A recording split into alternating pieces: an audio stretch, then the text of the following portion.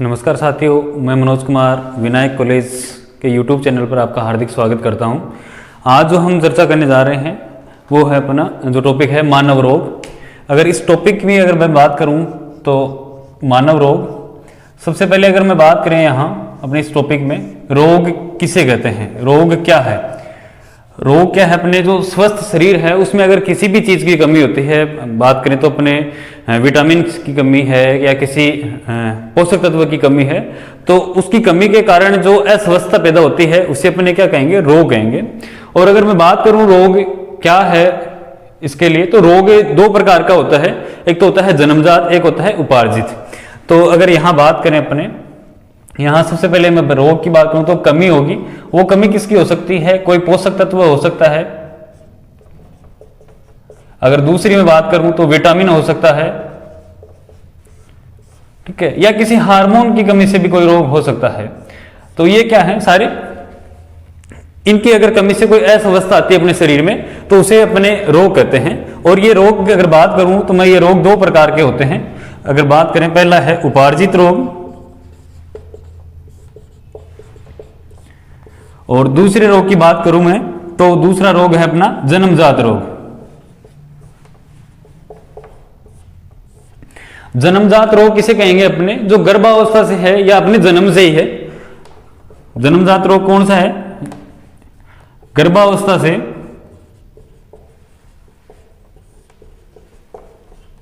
या जन्म से, उस रोग को क्या कहेंगे, अपने जन्मजात रोग कहेंगे।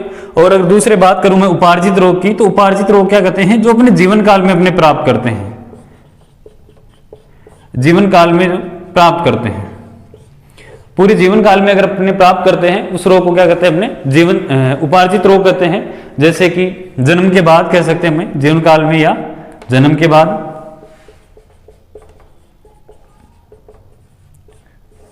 जैसे आप साइकिल चला रहे हो, आपने हाथ उड़वा लिया अपना या पैर तुड़वा लिया है, तो वो क्या है, उपार्जित रोग है। वो आपने क्या है, जीवन काल में प्राप्त किया है। ठीक है, आप ड्रिंक कर रहे हैं, आपका लिवर खराब हो गया है, तो वो क्या है, अपना उपार्जित रोग है। आपने उसको खुद ने मतलब कि हासिल किया, अपने जीवन में खुद ने आपने प्राप्त किया है। तो यहां से अगर मोटी मोटी बात करूं तो रोग दो प्रकार के हैं, उपार्जित रोग और जन्मजात रोग। अब बात करते हैं उपार्जित रोग की। अगर उपार्जित रोग भी दो प्रकार के होते हैं, तो अगर मैं यहां बात करूं उपार्जित रोग की, तो उपार्जित रोग भी दो प्रकार के होते हैं, संक्रामक रोग और दूसरा है असंक्रामक रोग।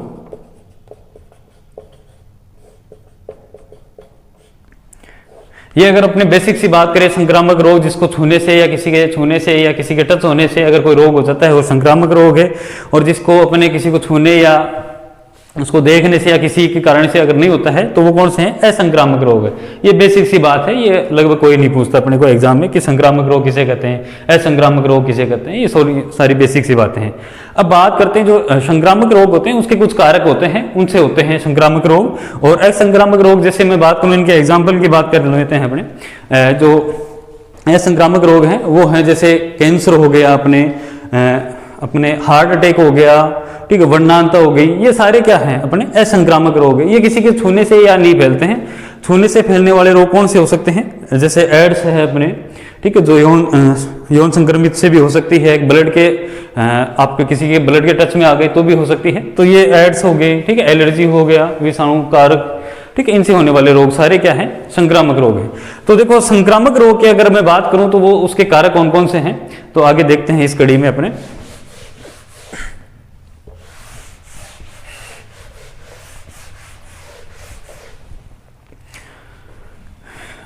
जो संक्रामक रोग के जो कारक हैं वो कौन कौन से हैं, अगर उनकी मैं बात करूं तो पहले जैसे मैं कहूं अपने जीवाणु, जिसको बैक्टीरिया कहते हैं अपने,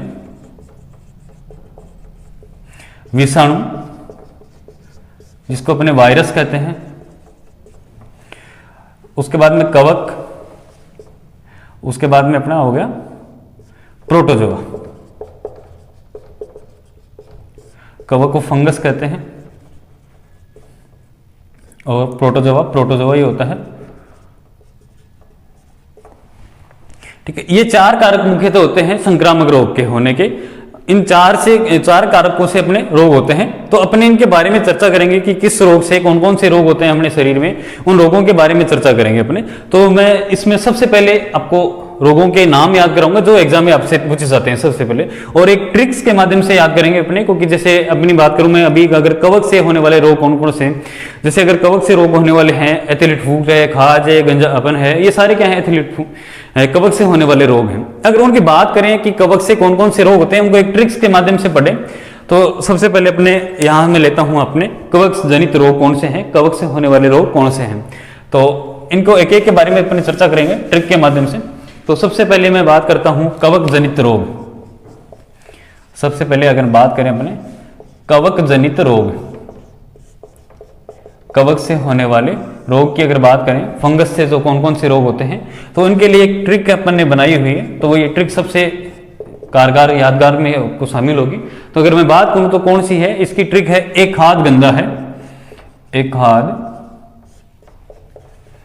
गंदा है। इस ट्रिक के माध्यम से अपने याद कर सकते हैं कि कौन कौन से रोग हैं जो कवक जनित रोग हैं। तो सबसे पहले मैं बात करूं, ए से आप याद रखोगे एथिलीट फूट, खाज से याद रखोगे आप खाज, द से याद रखोगे आप दम्मा, ग से याद रखोगे आप गंजापन,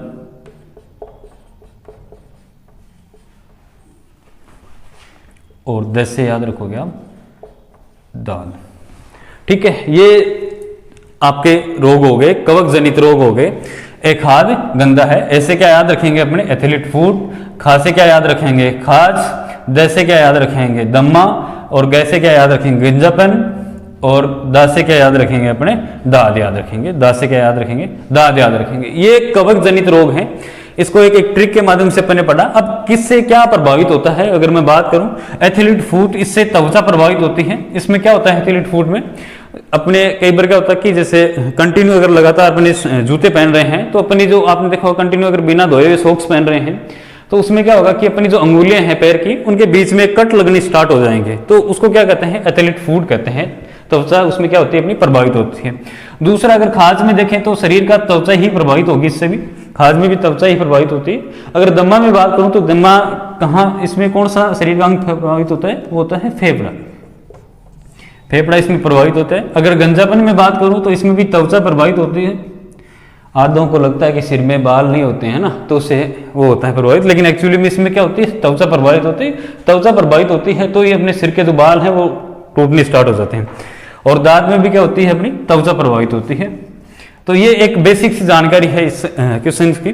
अगर बात करेंगे, अगर ट्रिक्स से याद रखना पड़ेगा अपने को, एक हाथ गंदा है, ये बहुत बार एग्जाम में पूछा जाता है। इसमें क्या होता है कि जैसे क्वेश्चन किस प्रकार से आता है, अगर मैं बात करूं यहाँ क्वेश्चन की, तो आपको देगा कि जैसे कवक जनित रोग है, कवक जनित रोग है, ये आपको जैसे पहला ऑप्शन इसमें दे दिया आपको एग्जाम में कि एथिलीट फूट,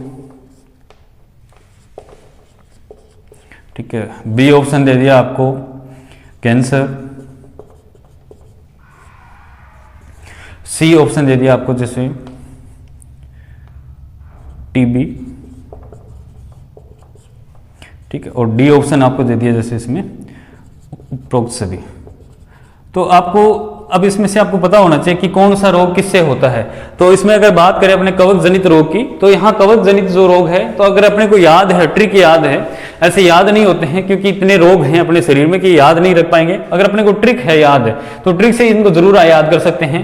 जैसे अगर ट्रिक से मैं बात करूँ कि एक हाथ गंदा है, अगर अपने को ट्रिक याद है, छोटी सी ट्रिक है, एक हाथ गंदा है, तो अपने को याद आ जाएगा कि ऐसे क्या था एथिलीट फूट था, जो किससे था कवक जनित रोग था, ठीक है। और उसके बाद में जो कैंसर है ये आनुवंशिक रोग है। अगर टीबी की बात करूं तो टीबी क्या है अपने विषाणु जनित रोग है, सॉरी जीवाणु जनित रोग है, बैक्टीरिया से होता है। टीबी किससे होता है, बैक्टीरिया से होता है, जीवाणु जनित रोग है। और कैंसर क्या है, एक आनुवंशिक रोग है, आनुवंशिक रोग है जो पीढ़ी दर चलता है। आगे अपने इसके बारे में चर्चा करेंगे कि कौन सा आनुवंशिक रोग है, कौन से किसी से कमी से होने वाले रोग हैं, जीवाणु से रोग हैं, किससे होते हैं। तो ये ट्रिक आपके सामने है, एक हाथ गंदा है, इसका एक बार आप स्क्रीनशॉट ले सकते हैं आगे, और इसके बाद में अपने आगे पढ़ते हैं।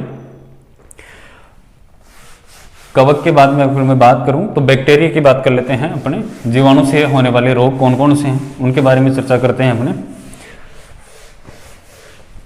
तो यहाँ मैं बात करूं जीवाणु से होने वाले रोग, बैक्टीरिया से होने वाले रोग, जीवाणु जनित रोग। अब बात करें जीवाणु से भी बहुत सारे रोग होते हैं। अब कौन कौन से रोग हैं, कैसे हैं, इनको याद करना बड़ा मुश्किल हो जाता है, तो इसको भी एक ट्रिक के माध्यम से ही अपने याद करेंगे। तो इसकी जो ट्रिक है वो थोड़ी फनी सी ट्रिक है, तो लगभग सभी को याद भी हो जाती है वैसे, याद होने करने के लिए। और जो इसकी ट्रिक है वो ये है कि टिब्बी टिंकू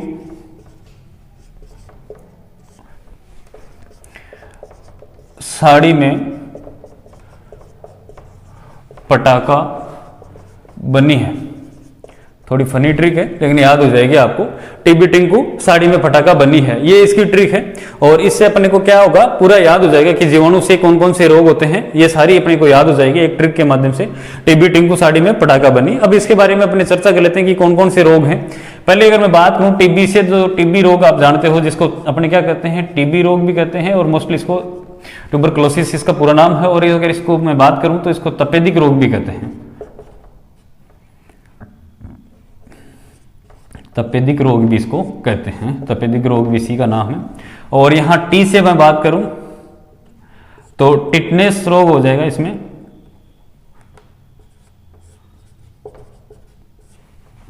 अगर कु से मैं बात करूं तो यहां से कुष्ठ रोग हो जाएगा।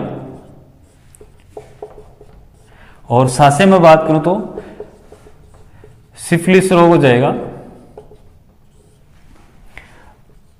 अगर डी से मैं बात करूं तो डिप्थीरिया रोग हो जाएगा।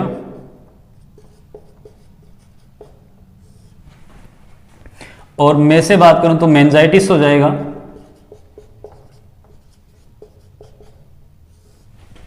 और अगर मैं पै से बात करूं तो प्लेग हो जाएगा।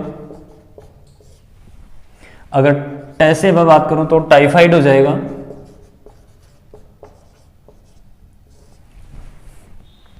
ठीक है। अगर खा से बात करूं तो मैं खसरा हो जाएगा।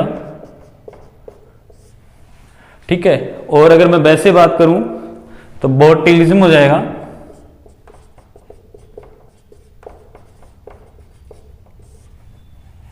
और नी से बात करूं तो मैं क्या हो जाएगा, न्यूमोनिया हो जाएगा।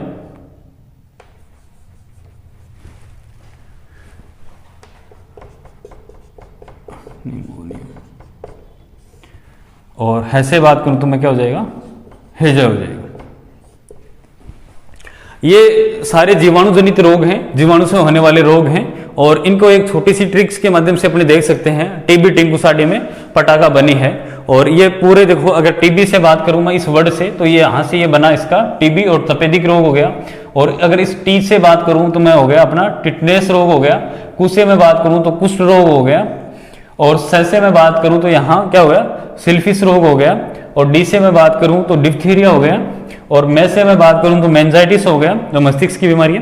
पै से बात करूं तो प्लेग हो गया। अगर टै से बात करूं तो मैं क्या हो गया, टा से टाइफाइड हो गया। खा से खसरा हो गया। बै से बाल्टिलिज्म हो गया। और नी से निमोनिया हो गया। है से हैजा हो गया। ये पूरे क्या हो गए हैं अपने जीवाणु से जनित रोग हो गए। जीवाणु से कौन कौन से रोग होते हैं, बैक्टीरिया से कौन कौन से रोग होते हैं, इनको याद करने की ये ट्रिक हो गई, एक अच्छी ट्रिक है। अब इसमें किस रोग से कौन कौन क्या क्या प्रभावित होता है, अगर उसकी मैं बात करूं, अगर पहले बात करें टीबी से, तो टीबी से फेफड़ा प्रभावित होता है। अपने शरीर का कौन सा अंग प्रभावित होता है, फेफड़ा प्रभावित होता है। इन रोगों के अंदर कौन कौन सा रोग है, किसमें क्या होता है, इनके बारे में आगे चर्चा करें। लेकिन एक बार अपने को इतनी ही चर्चा करनी है कि यहाँ कि रोग कौन से किससे होता है, बैक्टीरिया से कौन सा होता है, ठीक है, वायरस से कौन सा होता है, कवक से कौन सा होता है, ठीक है, प्रोटोजोआ से कौन सा होता है, यही ही याद करना है। तो पहले अपने कवक का देखा, अभी दूसरा अपने क्या देख रहे हैं, जीवाणु से देख रहे हैं।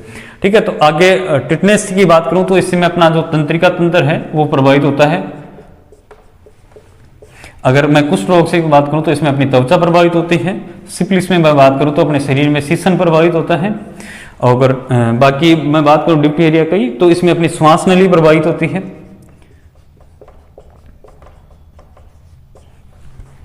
मेंजाइटिस की मैं बात करूं तो इसमें मस्तिष्क प्रभावित होता है। ठीक है। और अगर मैं बात करूं प्लेग की, तो प्लेग में अपना श्वसन तंत्र की बात करें तो अपने फेफड़ा हो गया, फेफड़ा प्रभावित होता है। टाइफाइड में बात करूं तो मैं आंत प्रभावित होती है अपनी। ठीक है। टाइफाइड में क्या प्रभावित होती है, अपनी आंत प्रभावित होती है। और खसरा जो है जिसको अपने काली खांसी भी कहते हैं,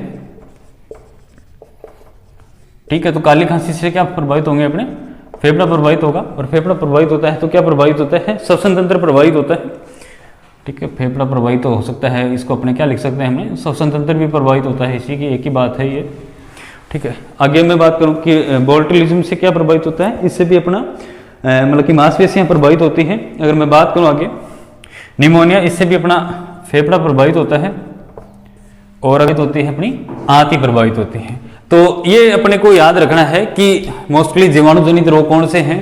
तो इसको याद करने का ये बहुत सी शानदार ट्रिक है, जो एक फनी ट्रिक के रूप में भी आप देख सकते हैं। टीबी टिंकू साड़ी में पटाखा बनी है। तो इसको याद करने के लिए अपने को ये ट्रिक का इस्तेमाल करना पड़ेगा। और इसको कैसे याद करते हैं, टीबी से टीबी तपेदिक रोग बना हुआ है, टी से टिटनेस, कु से कुष्ठ रोग बना हुआ है, सा से सिफिलिस रोग बना हुआ है, डी से डिप्थीरिया, में से मेनिंजाइटिस, पै से प्लेग, टे से टाइफाइड, और ख से खसरा, और बै से बोtulism, और नी से निमोनिया, और है से हैजा। ये रोग बने हैं, है ना। अपने अपने जो जीवाणु से होने वाले मानव शरीर में जो रोग हैं वो ये रोग हैं। और इसको अगर याद करें अपने, तो अपने दो ट्रिक से याद कर चुके हैं अब तक। पहला कवच से होने वाले रोग हैं, उसके लिए ट्रिक क्या थी, एक हाथ गंदा है। और अगर दूसरी बात करें तो जीवाणु से जो होने वाले रोग हैं उसकी जो ट्रिक है वो क्या है, टीबी टिंकू साड़ी में पटाखा बनी। तो आज के लिए अपने इतना ही पढ़ेंगे, दो ट्रिक हो गई है। उसके लिए अपने को आगे दो ट्रिक जो है अपने वायरस के लिए और प्रोटोजोआ के लिए, उसकी दो ट्रिक है वो आगे वाली नेक्स्ट वीडियो में देखें। ठीक है साथियों, जय हिंद।